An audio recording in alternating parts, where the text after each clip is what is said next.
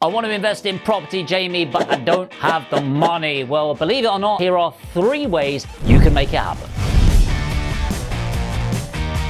Number 1, you don't actually need to do a strategy that involves money in the first place. So you could look at something called EDCs, ASs, and LOs. What the hell are those, Jamie? You've got EDCs, which are exchange with delayed completion. So when you're buying a property, there's the exchange, which means you're legally tied into it, and then completion when you officially have to buy it. Now, most of the time, you exchange with 10% deposit sent over. However, did you know you can exchange with 0% down? So you can secure the property, get what you need to do, and then sell it on. That is not 0 money down, but way lower.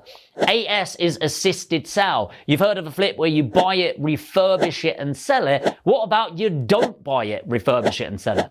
Think about a nice area with maybe a bungalow and Gladys owns it. She's looked after it for the last 483 years. It's got a beautiful avocado bath set, swirly carpets, and of course the smoke-stained ceilings. And it's hard to explain to a vendor like that yes, they have looked after the property. Yes, it's really well put together, the kitchen and stuff like that, but it's just not in. It needs to be ripped out. And it's really hard because actually they want the best price possible, but not willing to accept that you need to spend 30, 40 grand on it, right? So an assisted sale is they move out of the property, often into a home or back to maybe live with one of their kids or closer to the kids. Then you get the refurbishment done, so you can secure it, like literally legal is about 800 quid. You then do the refurb, let's say 30 grand. You then sell the property even though you don't own it, and then you can sell it for the higher price, pay them out of the sale, and you make it, saving on massive cost of finance and of course no stamp duty to pay. Finally, LOs, lease options, the right but not the obligation to buy the property. A lease option is when you take control of the asset, but you don't buy it. For example, let's say there's a property that you want for 200,000. They don't really care about it because they've got debt on it at 190K. So they're not going to get loads of money by the time they sell it, the agency fees. You might go, hey, I'll give you 5 grand today for an option at 190 grand. So it'll clear their debt down the line. Let's say you put a 10-year option on it. You can rent it out in the meantime, make your profit. And then let's say in 10 years time, the property is now worth 300,000. Well, you can now buy the property at 190K as agreed, or often what I like to do is put it on the open market, sell it for 300,000 and pocket my 110K profit. And by the way, thank you for the rental income in the first place. So number 1, encapsulating all of that is you've got to get creative. Just because there's a physical asset doesn't mean you need to fork out for it. Get creative with your solutions and make money the right way. By the way, if I've said that quite quickly, if you really want to get educated on those and you want some deep dives and find out more about how you can accelerate that journey, but you don't have tens of thousands of pounds, put education in the comments below. We're actually opening up some free one-to-one strategy sessions right now where we're going to help you understand where you're at, where you want to get to, and how you can get there most effectively with little or no money. And yes, we're an education provider, so if we feel you can help you get there, great, we'll tell you what that looks like financially, the investment, everything like that. But worst case scenario, you leave with a strategic A to Z plan. But Jamie, that sounds incredible. I want to buy some fucking property. I actually want to own the thing. All right, cool. So this moves me to number 2, 3, and maybe 3B. We'll see. First of all, bridging.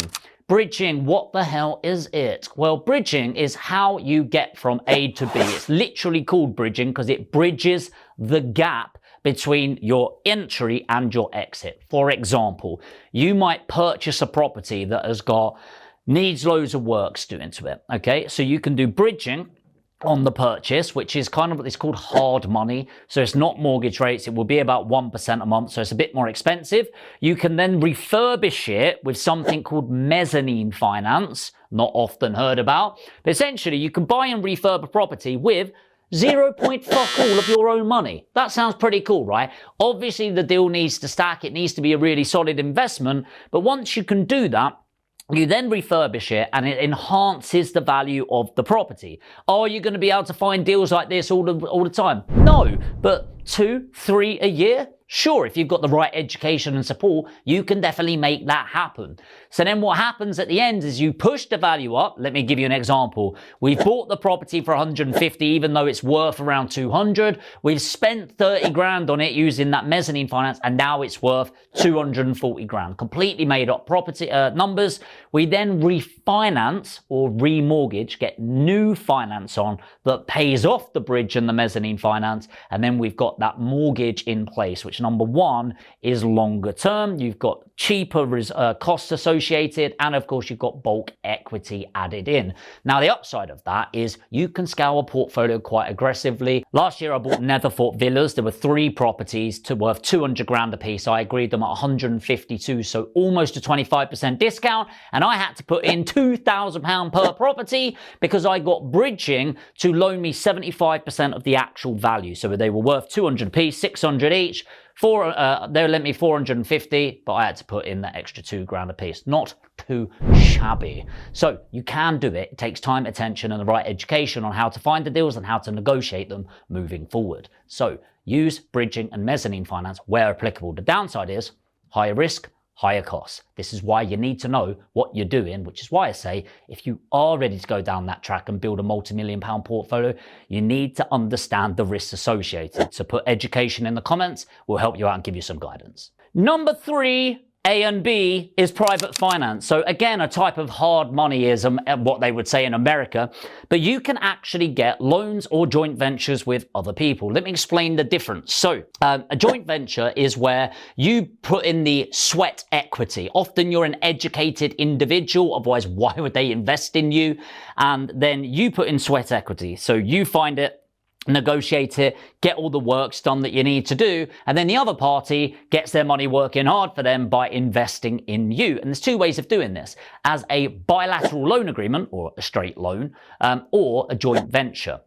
Now, just so you know, they need to be a sophisticated or high net worth investor to make that happen. Where do you find that, Jamie? Well, it's on the FCA website, PS13/3. I know. I'll put a link in the description. So all this is the Financial Conduct Authority basically say that in order to understand the risks associated with a joint venture, they need to be a sophisticated or high net worth individual. And they just need to fill in this form and then tick all the boxes and you're good to go. Essentially, the reason for that is a joint venture means they get 50% often of the uplift, but also if it loses money, then they lose money. Whereas a straight loan, let's say I loan you 100 grand at 10%, at the end of the year, you owe me £110,000 irrespective of how the project has gone. I think that's a bit stupid, by the way, because the person loaning you the money doesn't need to be a high net worth individual, though if they've got 100 grand, they probably are. But they also don't need to be a sophisticated investor, which baffles me because if they loan you the money and you owe them 110, if the project goes bad, how are you going to pay them back in the first place?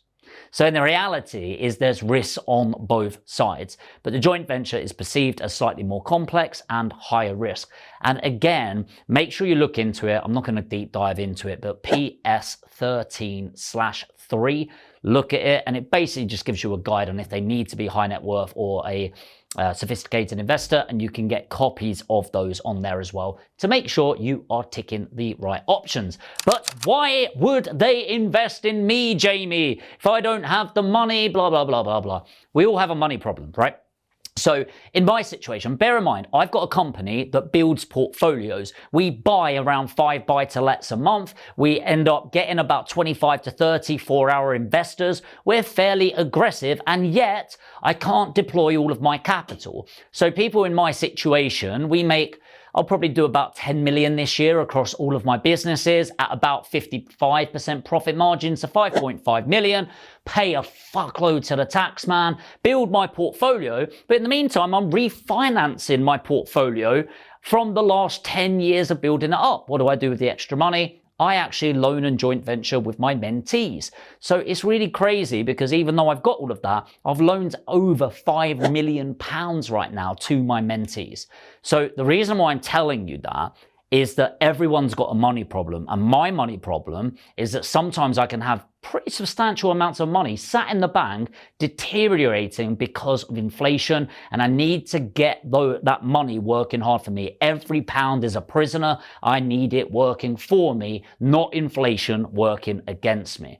The reality is, though, even if somebody's going to loan or joint venture, you don't need years of experience. Obviously, how do you think I started, by the way? But it is really important that if you're not willing to invest in yourself, why would somebody else?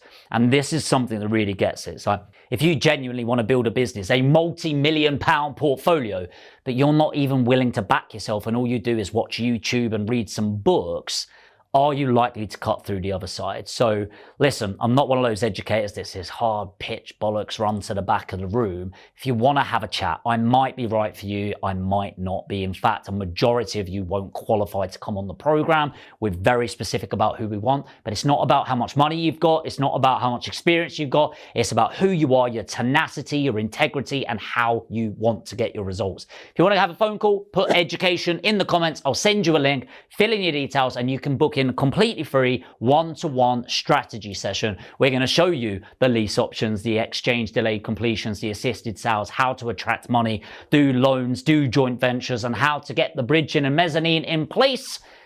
But for now, if you found this valuable, make sure to destroy that like button. It really does help me out and the team out. And if you got value, you really want to learn more about property, personal finance, how to build a business, hit subscribe and the notification bell. Do it now. See you in the next video.